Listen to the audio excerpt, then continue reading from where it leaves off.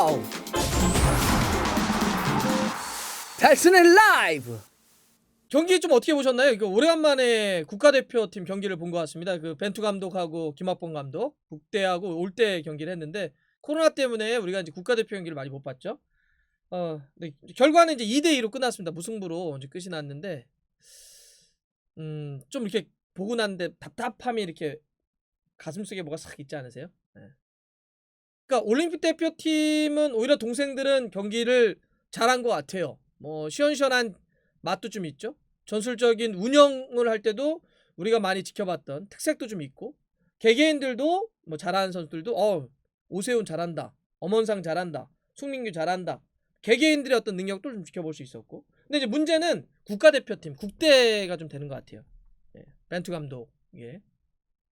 근데 이제 이 답답함이 뭘까? 이 답답함이 여러분들 다 느끼시죠? 똑같이 답답함이 있어요. 이 답답함이 뭘까? 저는 이렇게 생각해요. 오늘 경기를 잘 못했어요 라고 얘기하는 거와 오늘 경기 잘 모르겠어요 라고 얘기하는 건 달라요. 그러니까 축구를 딱 보고 어떤 축구를 이 감독이 하려고 했고 어떠한 스타일의 축구를 이 팀이 하려고 했는데 그 하려고 했던 축구를 잘 못했어요 라고 하면 그건 비평이 되거나 평가가 될 수 있잖아요. 근데 그렇게 한 거와 예를 들어서 어떤 축구를 딱 봤는데 도대체 뭘 하려는 거지? 이 감독은 도대체 어떤 축구를 하고 싶은 걸까? 이 팀은 도대체 뭘 보여주고 싶은 거지? 이건 좀 다르다는 거예요. 예. 그러니까 저희가 이게 오늘 경기뿐만 아니라 벤투 감독의 축구를 저는 이렇게 쭉 보면서 항상 제가 이 답답함에 있는 그건 딱 뭐냐면 모르겠어요. 무슨 축구를 하려고 하는 건지.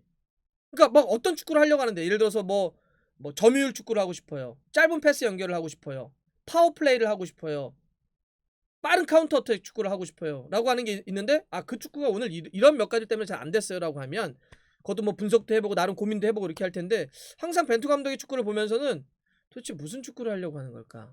물론 벤투 감독이 지향하는 거를 선수들에게도 들었고 또 벤투 감독의 인터뷰를 통해서도 알고 그동안 또 뭐 그런 노력들도 지켜보긴 했습니다. 예를 들어 뒤에서부터 좀 풀어나간다든지 빌드업을 중시 여기죠. 이선 쪽에서 뭔가를 만들어내려고 하기도 하고 그렇게 하려고 하는 건 알겠는데 경기 볼 때마다 느끼지만 그래서 뭘 어떤 축구를 하려고 하는지 잘 모르겠어요 솔직히. 그게 여러분들이나 저나 느끼는 그 답답함의 핵심이지 않을까 싶어요. 그러니까 뭘 못했어요 라고 얘기를 하기 그 이전에 뭔지 잘 모르겠어요 라고 얘기하는 이게 그 가장 큰 문제점이 아닌가 싶어요.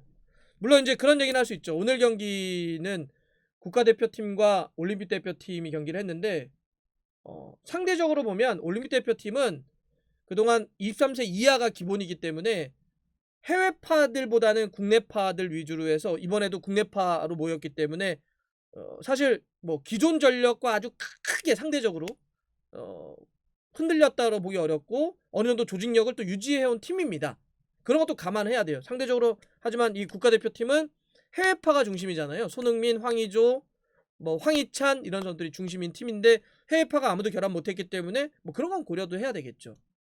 그런 상태에서 아주 새로운 인물들이 많이 들어왔고 또 일부는 올림픽 대표팀에서 원두재처럼 끌어올렸기 때문에 손발을 맞출 시간이 없어서 어떤 조직적인 플레이가 나오기 어려웠다라고 하는 것도 당연히 저는 뭐 생각을 합니다.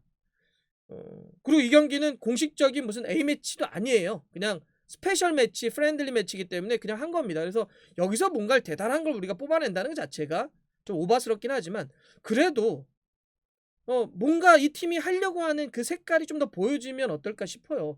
그게 오늘 경기뿐만 아니라 계속 보여지고 있지 않은 거기 때문에 벤투 감독이 조금 더 자기 색깔을 좀 더 분명히 좀 보여주면 좋겠어요. 그 다음에는 잘할 수도 있고 못할 수도 있죠.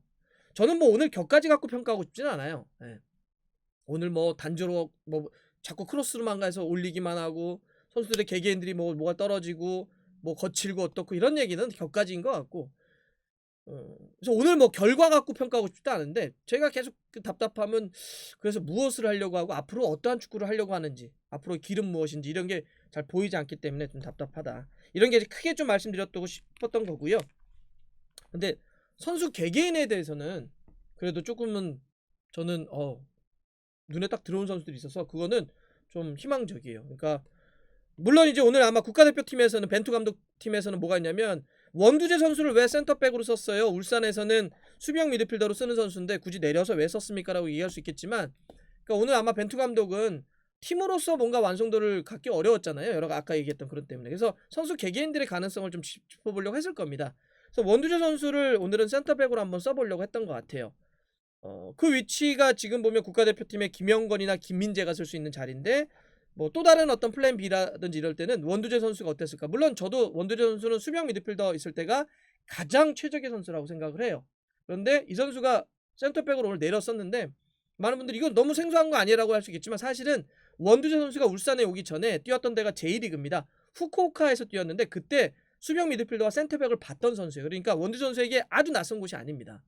그리고 제가 요거 기록 하나 보여드릴게요. 이 원두재 선수가 이번 시즌 K리그에서 뛰면서 보여주는 스탯인데 사실 수비적인 능력이 굉장히 좋은 선수예요. 뭐 이렇게 끊어내는 거라든지 경기당 끊어내는 게 2개 가까운 거고 어떤 이 경합 상황에서도 굉장히 좋은 성적을 좀 내고 있고 패스 능률 후방 쪽에서 빌드업하는 것도 91% 굉장히 좋은 능력을 많이 갖고 있어요. 저는 제가 올 시즌 K리그를 현장도 중계하고 또 지켜보면서 와, 이 선수 셋은 정말 좋은 선수가 되겠다라고 하는 제가 느끼는 선수가 누구냐면 원두재, 송민규, 엄원상 선수인데 저는 오늘도 그렇지만 원두재 선수가 딱 그 센터백 내려가서도 야, 이젠 물건이긴 물건이다. 네. 참 잘한다. 그래서 오늘 경기를 일단 센터백으로 가능성을 본 것이고 그렇다고 해서 원두재 선수를 저는 뭐 벤투 감독이 계속 뭐 센터백으로 내렸을 거라고 생각하진 않아요. 수비형 미드필더도 실험을 하겠죠. 왜냐하면 기성용 선수가 은퇴한 다음에 그 자리는 계속 경합 상태입니다. 지금 뭐 백승호 선수도 있고 누구도 있겠지만 그 자리에 누구 쓸 것이냐. 저는 원두재 선수가 굉장히 포스트 기성용으로 매우 가까운 선수다. 매우 지켜봐야 될 선수라고 보는데 어쨌든 원두재 선수는 오늘 내려가서도 사실 원래 올림픽 대표 나이잖아요. 97년생 11월생이어서 이제 만으로 22살에서 원래는 김학범 감독 팀으로 가야 되는데 벤투 감독이 한번 자기가 써보겠다고 굳이 이렇게 양해를 구해가지고 올려 쓴 선수입니다. 그래서 저는 오늘도 그 가능성을 좀 봤다. 좀 이렇게 좀 보이고요. 또 하나 이제 또 얘기하고 싶은 선수는 누구냐면 팀 김학범 올림픽 대표팀의 송민규 선수입니다. 네. 골 장면에서 그 팬텀 드리블 치면서 오른발 왼발 전환 드리블 치고 마지막 약간 칩샷 형태로 깎아가지고 왼발로 넣었던 포항 경기를 전 중계가고 막 이러면서도 어떤 느낌이 들었냐면 거기 뭐 1588이라고 K리그 팬들은 다 아시죠? 일류첸코라든지 오닐이라든지 뭐 팔로세비치라든지 팔라시오스라든지 이렇게 좋은 외국인 선수들도 있지만 포항 경기를 보면서 굉장히 임팩트 있는 선수 중에 한 명이 송민규예요.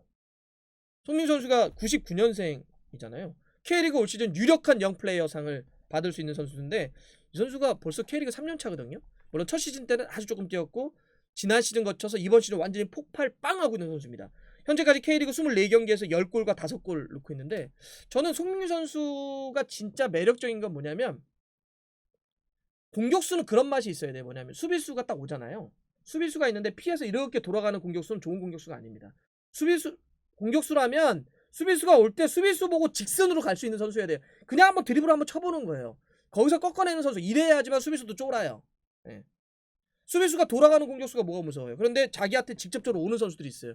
그런 저돌적인 공격수가 필요합니다. 특히 우리나라는 1대1을 자꾸 피하려는 경향들이 있어요. 네.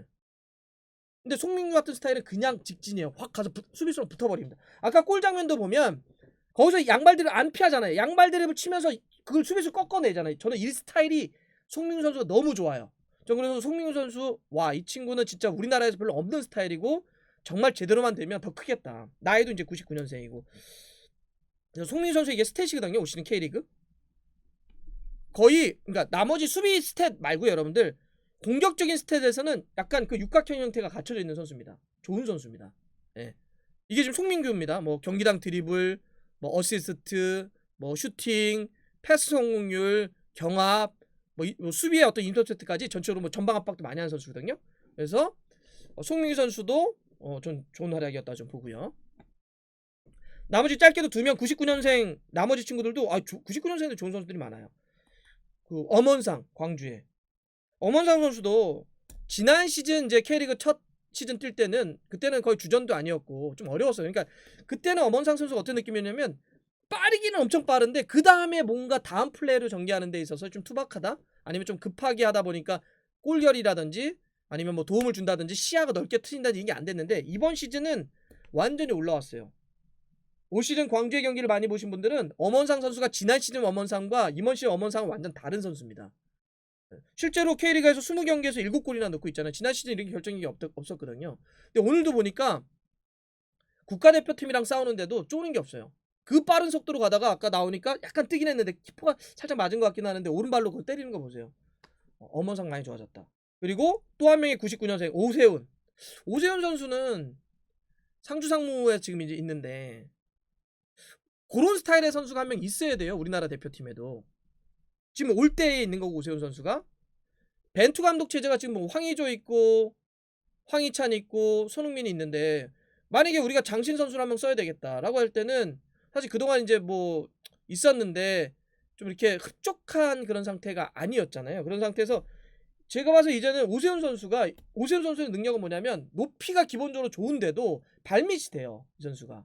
지금 이제 오세훈 선수가 놓고 봤을 때 그런 옵션이라고 한다면 위와 아래가 되고 자기가 직접 마무리도 하지만 연계를 해가지고 뿌려줄 수 있기 때문에 오세훈 선수도 아주 좋은 카드다. 이렇게 전반적으로 오늘 경기 좀 정리 좀 될 것 같아요. 그래서 벤투 감독은 조금 더 자기 색깔을 분명히 할 필요가 있지 않을까. 왜냐하면 이제 별로 안 남았는데 이래저래 처음이야 뭐 만들어가는 과정이었다고 하지만 점점 시간이 좀 지나가고 있으니까 그런 거고, 그럼에도 불구하고 몇몇의 어떤 젊은 선수들의 가능성, 원두재, 송민규, 엄원상, 오세훈 선수의 가능성을 본 것은 소득이었다 좀 보입니다. 다음 주 월요일날 이제 2차전 할 텐데 그때는 좀 더 다른 모습, 또 좋은 모습 많이 봤으면 좋겠네요.